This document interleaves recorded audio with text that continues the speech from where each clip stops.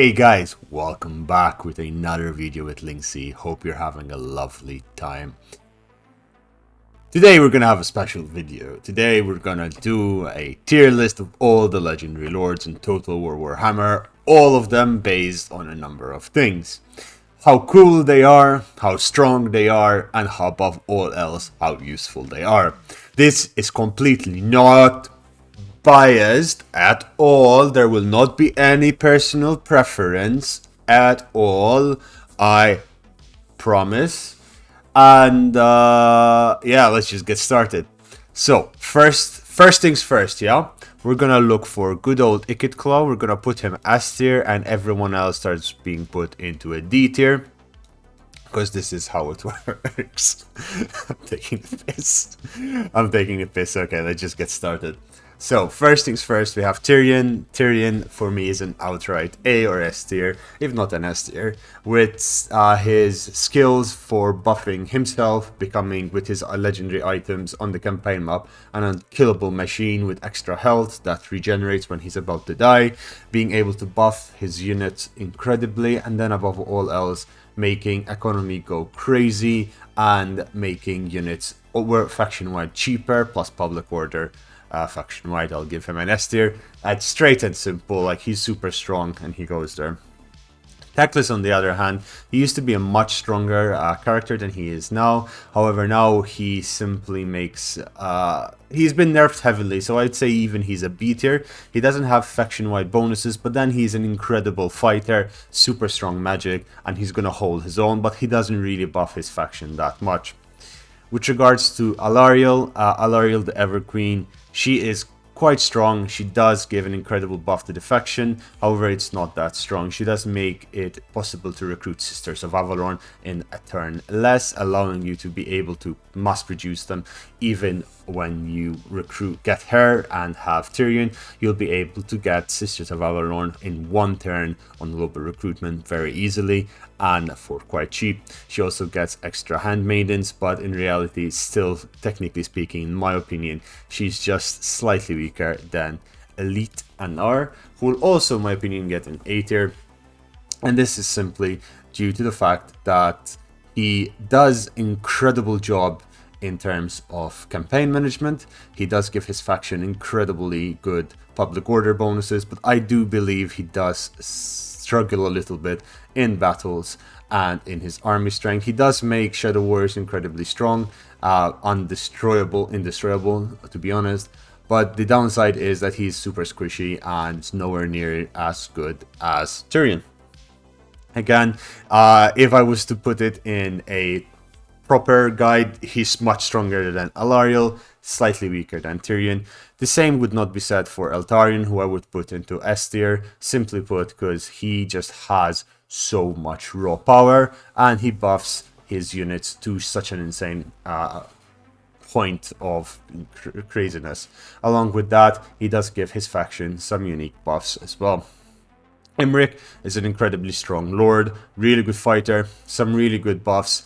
An A tier, not an S tier. Simply put, we finished the High Elves with that. Short and sweet. As we see, the High Elves all get really high points, and I think that's simply due to how well they are designed, and they were quite the leading faction in the launch of Warhammer 2. They got a little bit extra love. How do we talk about good old Mazdamundi? Mazdamundi is really strong himself, however, I don't feel that he does anything that great for the faction, and I would say he's a B tier character. He's very powerful, super magic, but doesn't really buff his faction that much. Krogar does give the same vibes, really strong character, does do some incredible stuff for the units in his army, but his faction does not really enjoy his presence. I wouldn't put him down to a C tier because he makes armies of monsters, of dinos, really impossible to kill. Tahanuin is an S tier character for me. He buffs Skinks faction wide. He makes Skinks possible to be a doomstack. Again, this is personal bias. He's not as strong as Tyrion or Eltarion, but he does give some incredible juicy buffs and just absolutely fantastic, honestly, character in general. Tic-tac-toe.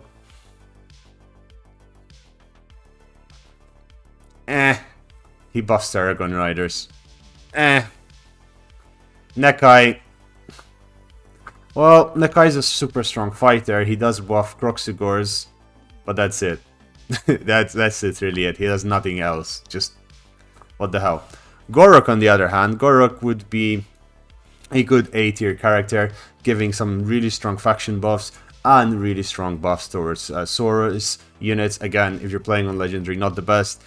If I was to put him in anywhere on the on a faction list that is a bit more complex than S, A, B, C, and D, I would put him as anywhere between an A- or a very high B+. He's stronger than Mazdamundi in my opinion, and stronger than Krogar in terms of course, the Legendary Lord level. However, he does not provide the same extent as Alariel, Elitanar, and Imrik. I would say he's similar to Imrik in that regards. Maybe there should have been an E, so everything would be moved, separated a little bit more. With that said, Malekith does make himself into an S tier. He does give some insane faction-wide bonuses and localized campaign bonuses, allowing for super cheap buildings and super fast building time and express, basically, construction and development of regions. Lots of slave capture, and then apart from that, he has some powerful magic, really strong fighter, gets a dragon, gets various mounts. He actually is one of the most complicated skill trees I've seen playing this game. Marathi, I would put her as a B, high B, low A. Let's put her a low A. She does give some really strong faction buffs, but mostly than anything, she does give mages an incredible buff in the Total War campaign, and then herself is really strong in melee, in campaign battles, that is, as she does some super strong magic. Again, I would put her. Oh, actually no, I'm putting her as a B. She's on par with Teclis, just slightly stronger than Teclis in my opinion. Crown Helebrom, she doesn't really give anything faction-wide. She's really strong as a character, but she's nothing really that special. She makes Sisters of Slaughter and Sisters of Vengeance, Witch Elves and Sisters of Slaughter really strong, but that's just about it. Lokir Felhard recently, in my opinion, moved up to a B character. He does some really good faction buffs as well, and has increased power to certain units, but he only buffs handbows, Crosshair handbows, and really and truly what is special with Lokir, if you play as him, starting as him, is his Fleet Admiral, which, in my opinion, would be an A-tier general if he was a Legendary Lord, but he is not. Lokir is B-tier, he rides on the high seas on somebody else's back. Malus Darkblade is, I would either put an A if you're playing with him directly. He's incredibly strong. You can confederate Malekith really fast thanks to, of course, Mercy the Mad's 2-turn guide on confederating Malekith. The thing about Malus is that he does give some decent buffs faction-wide, and he does also, if you're playing at him directly in his campaign, and this is specific to his campaign, he does have incredible buffs in his mechanic, which are related to him and his potions and his demon whispering. Quick Head Taker is a straight C class. He doesn't really buff his faction. He does, however, give you he's a C plus. He's strong. No, he's not as weak as Nekai or Tic-Tac-Toe. No, he's a B. He's a B. He's a B. He's an average student. A B for failure, but still an failure. He's an average Legendary Lord. He doesn't give anything that special. And talking about special, Lord's Croak is an A for me. Lord's Croak gives some super strong faction-wide buffs, really empowers Plague Priests and Plague Claw Catapults, and is someone to be really scared of in a fight. He does have really strong attacks, really weak to missiles and low on armor, but then he makes up for it by having super powerful magic. Stretch Craventail, he's Nekai level. I'm sorry, Queek, I almost put you on the same level as Stretch. Stretch Craventail doesn't really do anything. He's basically a reskinned Legendary Lord that P's much more than normal. reskinned warlord. Ikit Claw, in my opinion, does get to have an S tier. He is ridiculously powerful, super strong magic, super strong buffs, and above all else, he's not as powerful as the others, yes, because his main power comes from the Forbidden Workshop, but he's an A++ and S- character compared to the others as a Legendary Lord himself, but he does do some incredible buffs to weapons teams and buffs in general. Clanician, they have good old Deathmaster Snickage, and he's really powerful as a fighter. He does buff an incredible amount of assassins. I would again put him an A- or a B+. I know a lot of you are not even going to watch the entire video, just skim through it because these videos take a while. I'm trying to rush through it, but there are 64 characters. But it's important to note, if you are listening to this, that there is of course a much wider spread, but we'll end up with a massive spreadsheet and a much more complicated calculation if you want that kind of stuff. Yeah, it's Linksy, what do you expect? But yeah, I think Clanashin has an incredible lord. He's much stronger than Queek, not as strong as Lord Scroll, but he is quite up there. And the reason why I wouldn't put him as an A is because I would also put as a B class good old Trot the Unclean. Trot does give some faction-wide buffs, but of course his main power remains as a commander of an army.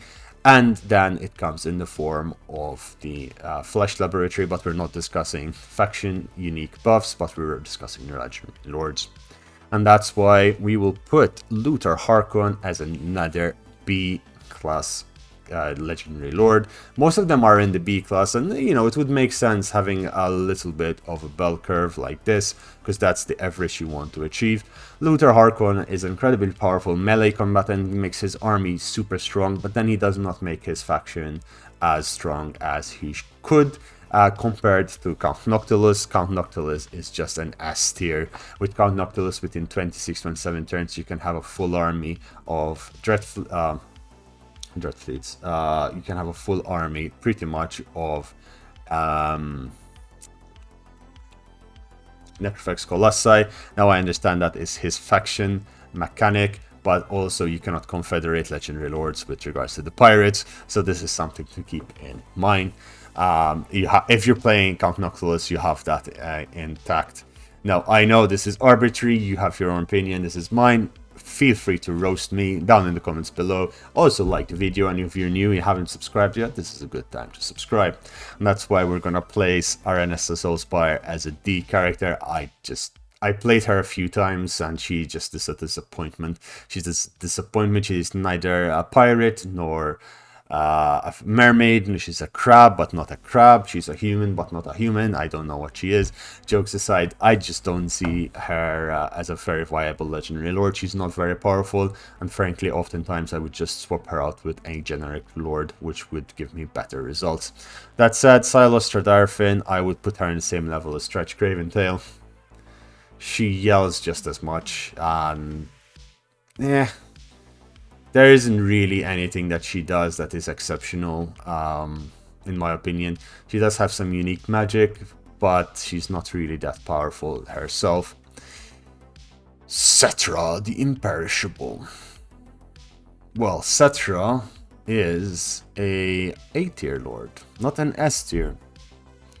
I don't think he does enough for his faction to be considered an S tier, but he does just enough, and he is also very powerful in combat with his Chariot of the Gods and Chimerian War Sphinx mount options. Also, his magic is really powerful, melee buffs are strong. I don't think he does enough for his faction in terms of giving enough faction-wide buffs, but I do think he just does just enough. And then you have Granddaddy Katep. Katep gets honestly same tier as Cetra. He gives you extra Lich Priests, and extra heroes, something which is very important in the limited roster, recruitment roster of the Tomb Kings, and that is something that one should be very much aware of. And with regards to that, we then move on to Court of Libaras, and Queen Khalida gets a B. She's an average. She is the average one of all the Tomb Kings, and she doesn't do just as well. And honestly, power-wise, Arkan, Katep, and Cetra seem to be much stronger than her for a variety of reasons, but mostly that she seems to buff cavalry more than anything, and well, they buff magic with regards to Katep and Arkan, and Cetra just is Tomb Princess and faction-wide bonuses. Karl Franz, the Emperor, does not have... Wait, I don't have his consent, but he's gonna be an A-tier guy. Karl Franz is just really strong in general. He does, if I remember right, he does do decent buffs in his faction, but he is nothing close to S tier, and the main focus of his buffs are infantry, his army, and a little bit of the local economy. Volkmar the Grim is just a C tier legendary lord. He buffs battle fanatics. What are they called?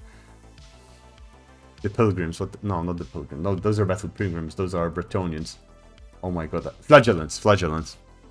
He buffs flagellants. Baltzar Geld gets to be an A tier as well. He doesn't do insane faction-wide buffs. I mean, he does buff the armor and artillery units through faction-wide abilities. However, I think he still doesn't do just enough justice to be classified as S tier, and we already have quite a few in S tier.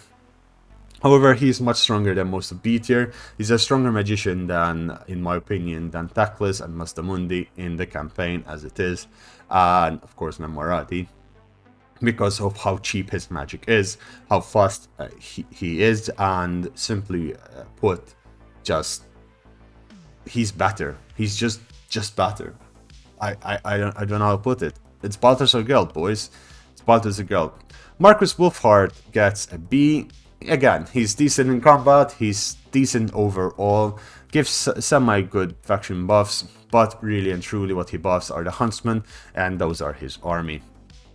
Thorgrim Gudgebearer gets an A tier, whereas Gombrindle gets an S tier. Thorgrim Gudgebearer does do decent faction-wide buffs, but then his army buffs are limited, whereas I believe Gombrindle just gives some of the best faction-wide buffs in the game. He's an incredibly powerful legendary lord. I am discussing them at the same time because they're essentially the same lord. They start at the same location, and you are always the same faction when you play with them. They're one faction, but you get one or the other as a starting, and then you unlock the second one as you go along. They are combined as super S tier because they are dwarves and the Dawi are the best, but I believe Gombrindle is just stronger outright than Thorgrim, and Thorgrim is an A tier, so by default Gombrindle becomes an S tier. Belegar, on the other hand, gets to be a B tier. He is, of course, a beggar, and Belegar rhymes with B, and hence he'll be a B tier. But jokes aside, Belegar, as good as he is in fighting, and he does get some unique faction abilities if you start with him, but since we're only discussing legendary lords, he doesn't do anything that special. Like, meh. And Ungrim has been nerfed to hell and high water. Sadly, he's no longer viable as the ultimate Slayer King, with immortal Slayers. Now under him, Slayers die, and die a lot. He does, however, have good company with good old, the best Grimgor Ironhide coming in at a C tier as well. Again, same issue, just not good, doesn't do anything for the faction, does really do good things for his army, but that's just about it. However, Skarsnik for me is a good A tier. He does buff goblins and gobos, has really good magic, and just generally is awesome. Warzag does come in at a B tier, not an S tier because he buffs Savage Orcs, but then Savage Orcs can only take you so much. He can make them really strong faction-wide buffs as well, plus he himself gets the cheapest food of Gork around. However, he does not really do that well in the late game, unless of course you count having hundreds of thousands of War Orcs running around stomping everywhere, but that is if you're playing as his faction, and him himself with his army can only have so many orcs. Grom the Punch, on the other hand, oh, we're running out of space, it seems. Grom the Punch gets to be... this guy is a bit weird because he's a mixture between an A and a B tier in my opinion. I'm not sure where I would put him. So Grom is really powerful. He buffs gobos just as Skarsnik. But his faction-wide buffs come from his Cauldron, so let's put him into a B tier. And Warzak comes in at a C. Warzak doesn't really, again, do it much and often is put into the sidelines. Manfred von Karstein gets to be a B, whereas Helman Gorst gets to be a C. Helman Gorst and Manfred have the same issue as Gombrindel and Torgrim. They tend to be locked together because they aren't together. Of course, most people play Manfred, and that's the end of it. Manfred is very powerful lord, has 2 lords of magic, so you can mix and match, but everyone knows you just go for Wind of Death. He has incredibly powerful melee, rides a zombie dragon, and just generally is a train wrecker.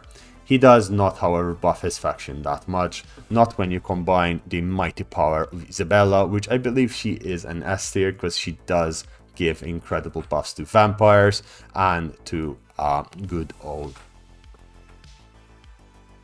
Vlad. My brain is tired, so I apologize. Vlad and Isabella, also lobbed in together, are super strong. They're incredibly powerful. Isabella buffs vampires to no end, and vampire doomstacks with her are something to be terrified. But I still think a vampire stack under her leadership is the most scary thing that can happen on the game map. Even a pompous doomstack would do nothing against it, because there's nothing that can deal with the vampire ladies, especially if they have unbreakable items on them, and she's beaten Gotrek back to the little tiny hole he is in and made him cry, "Mommy, I need you." Whereas Vlad is just a badass. He doesn't need a mount, he does have super strong magic, and he swings his sword around as if he does not care. He's really strong, does buff his faction a little bit as well. Whereas Heinrich Kemmler gets to be in the good company of the C could have beens, which possibly has me included as well, because most of my average grades at school were C. So I could put my little logo there, and yeah. Sad music. That said, now it's time for Wulfric, the Wanderer. And this is gonna be a hard one, because let's skip him for a second and put Trog where he truly deserves to be, and then let's put Wulfric along with Linksi in tier C. Wulfric doesn't again, he's very strong, powerful fighter, but really and truly he buffs mammoths and the game. Yeah, let's put him into a B. Let's put him in a B. Let's put him in a B. He's better than Linksi. Wulfric is better than Linksi. He's average, he buffs mammoths, and that's just about it. However, Trog does buff ice trolls in his army, not that much faction wide, and even then, ice trolls, man. Ice trolls. That's why we put good old Leonker as an S tier. He is the king of Brettonia for the lady. He's incredibly powerful lord, super strong, powerful regen, which makes him almost unkillable. I've seen the guy with 6 or 7 rattling gun teams shooting him down and not being taken down. And then above all that, he does make Brettonians to be a little bit extra spicy. Perhaps he's not as strong as the others in terms of buffing the faction, but he deserves to be an S tier in my opinion. Alberic de Bordelot, he buffs Knights of the Realm, and that's just about it. Whereas the Fey Enchantress is very powerful. She buffs in the Peasants, which you'd actually need a lot, and we could say the same for Rapans. Both of them, in my opinion, should deserve an A tier. They buff Peasants, they buff Paladins, and the Fey Enchantress buffs the Lady Damsels, creating stronger heroes, which you will undoubtedly need in your campaign. Orion. The king of the hunt and B average that you get. He's quite strong as a fighter, some really interesting mechanics, but he is still, unfortunately, after the rework, nothing's that special. Dare 2, on the other hand, I believe should get an A along with Draika. Both of them buff woodland creatures to no end. Draika doesn't get an S because she doesn't really offer as much. However, I believe she does offer her faction some quite unique buffs with regards to,